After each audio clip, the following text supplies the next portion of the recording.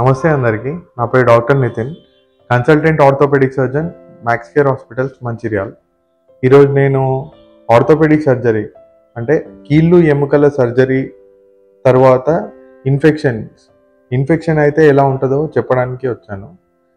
Orthopaedic surgery అయిన తర్వాత rods, screws ఇట్లాంటి ప్లేట్లు వేసిన తర్వాత ఇన్ఫెక్షన్ ఎలా ఉంటుందంటే, మామూలు సర్జరీ ప్రొసీజర్లో అయితే వెంటనే చీమ్ రావడం, ఫీవర్ రావడం ఇట్లాంటివి జరుగుతూ ఉంటుంది అనమాట పేషెంట్కి. అదే orthopaedic surgery rods, screws, plates వేసిన తర్వాత ఇన్ఫెక్షన్ అయితే ఎలా ఉంటుందంటే, సర్జరీ చేయడానికి తీసుకున్న ఇన్సిజన్ లేకపోతే సర్జరీ చేయడానికి ఎక్కడైతే ఆపరేషన్ చేస్తామో అక్కడంతా హీల్ అయిపోతుంది.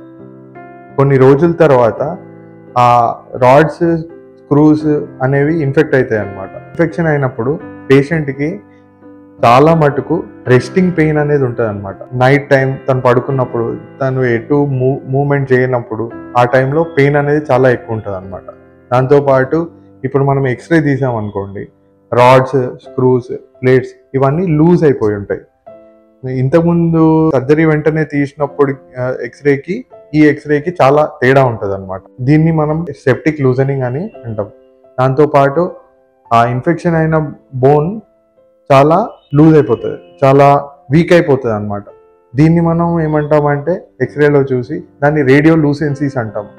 దాంతోపాటు రక్త పరీక్షల్లో ఈఎస్ఆర్, సిఆర్పి చాలా ఎక్కువ ఉంటుంది అనమాట. అంతే. Thank you.